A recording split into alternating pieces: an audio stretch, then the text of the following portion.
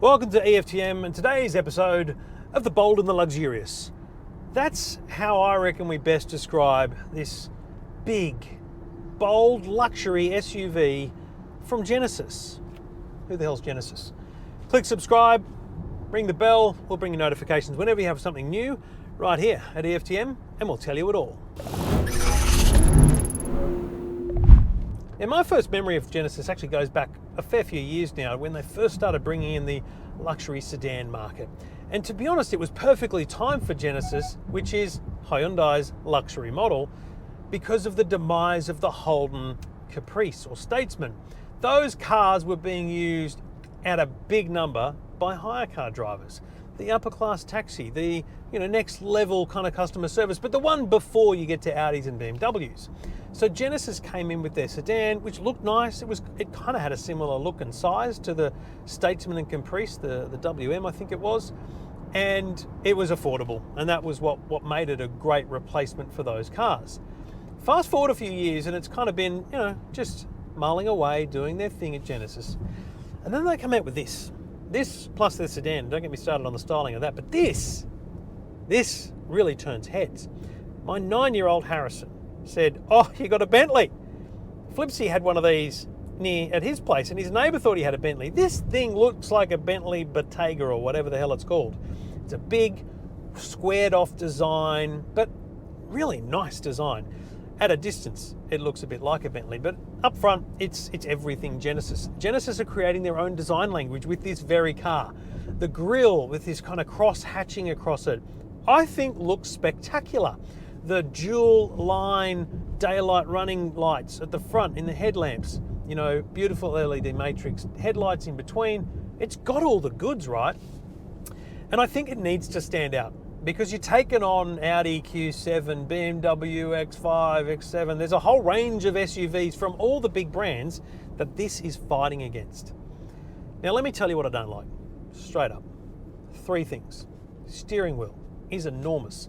The kind of inside of the steering wheel is just too big. The gap between the top and the bottom here is enormous. I would like there to be somewhere to put my hands or fingers through there. You're normally used to something that's a bit narrower. I don't know, they've gone for a design here, but I found it very hard to get comfortable in this car. I'm the kind of person that drives like this normally, but every now and then wants to be a bit like this, and I don't know, it just doesn't feel quite right for me. Wireless Apple CarPlay is not available, but we know that Hyundai and Kia know how to do it, and they have this aversion to doing it for some reason, some fight between the motor group, Hyundai and Kia, and the way Apple and Google want the systems to integrate. I don't know what it is. I give up, but I'm telling you it's a negative. And if they want to win customers, they have to be with the future, and the future is fully wireless, Apple CarPlay and Android Auto. That said, when you are plugged in, it's an impressive screen, like enormous, very big, wide screen you get with the infotainment system. And the last thing is price. The one I'm driving here, this is the top of the range. It's $130,000 on road. It's a lot of money. And if I've got 130 grand to spend, you damn well straight I'm considering an Audi and a BMW. So that's a challenge, I think, for Genesis as a brand. Now, are they willing to just accept that they're only going to win small numbers of customers on that price? Or are they going to challenge a bit and we'll see a bit of a price war? I'd like to see a price war because I think this car is worth every cent, let me be clear.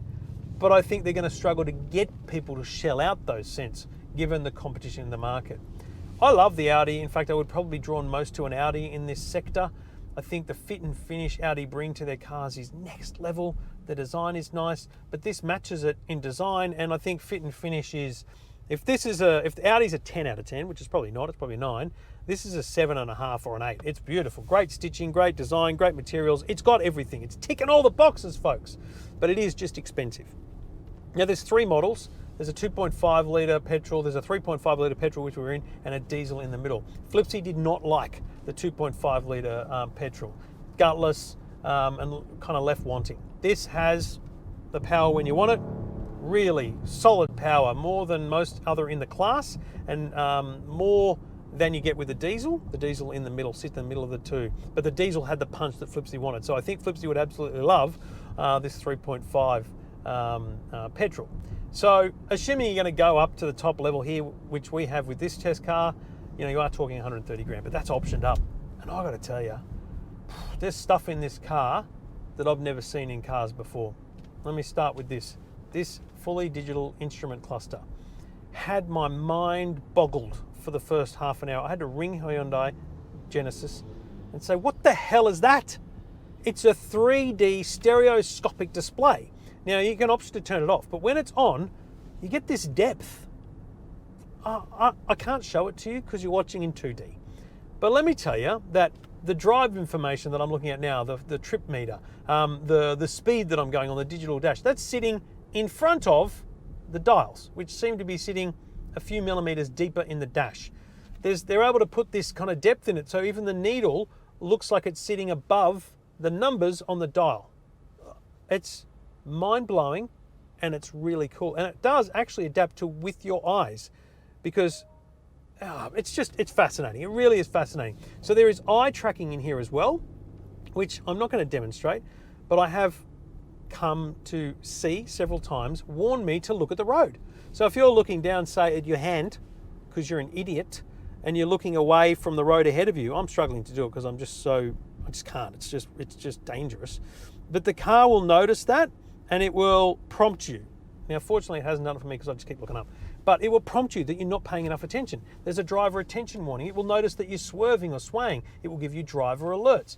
It's actually working actively to keep you safe on the road. I love that. The blind spot monitoring comes up in the dash like it does in other cars from the family, the Kia Sorento, for example. So when I indicate here, I can see the truck that's right in my blind spot, and it obviously notifies me of that. Beautiful, brilliant dash, well done, excellent. The whole infotainment system is touchscreen, but it's also controlled by this pretty cool dial here, which also allows you to swipe through track controls and even, control different things in the settings. Reasonably digital climate control settings, very good, easy to use. Seat warmers, even a steering wheel warmer, which I don't think was in the 2.5 litre either. And, beautiful wood grain. These seats are epically comfortable with, different lumbar supports in them as well. The sound system is next level, like really good sound system.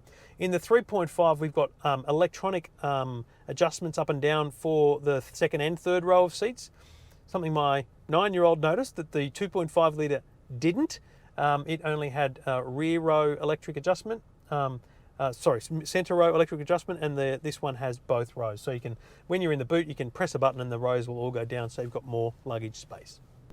I think one of the most important things that Flipsy pointed out when he was driving both the other models and also sampling the Audi Q7 is there's a real cost of ownership bonus in the Genesis brand. The way they treat after sales, the cost of servicing, the fixed price of that potentially, and just the way you're able to know your cost over a 5-year period plus warranties and things is a better experience in this than it would be in a bigger European brand. The biggest challenge here is, what the hell is a Genesis?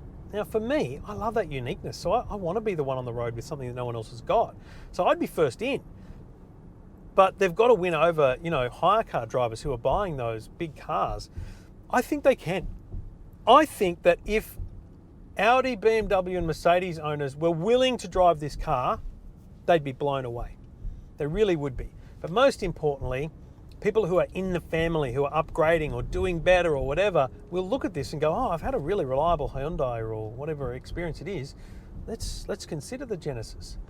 Now, the thing I haven't talked about is the ride and handling. This car feels like a luxury car on the road. It doesn't float, but it comes close. It's certainly not sporty. And I think that's a really important thing for Genesis. I think that's a win for Genesis.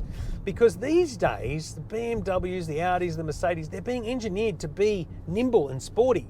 I remember being on a launch of the Q7 and taking it up through twisty, windy roads down in Wollongong or up north. They were asking us to take it through those corners. Who's taking an SUV that way? I don't want my SUV, my family luxury SUV, to be nimble in the corners. I want it to be a cruisy, comfy ride. That's what this is. This thing's gorgeous, beautiful to look at. Anyone that doesn't like the look of it doesn't have taste in cars. Anyone that doesn't think the interior fit out is European class is mad. And anyone who doesn't enjoy the comfort of the ride is also just looking for something else. This is not the car for you. Honestly, I think they've nailed it. The Genesis GV80 is an absolute winner when it comes to a large size SUV. It's not for everyone, but I think they'll win some hearts if they can just get bums on seats. Personally, if I was going to spend 130 grand, I would be test driving every bloody car in that price range. And I think that most people that do that would be darn impressed with this. I certainly have been over the weeks we've been driving this. Love to know a bit more about what it's like to live with day to day over many months, but I don't have any concerns that that wouldn't be a positive experience. Full details of our views and of the different models are at EFTM.com. Feel free to leave your comments below. We'd love to engage with you about those. If you disagree, let me know. And if you haven't seen one, find one. Take it for a drive. I think you'll like it.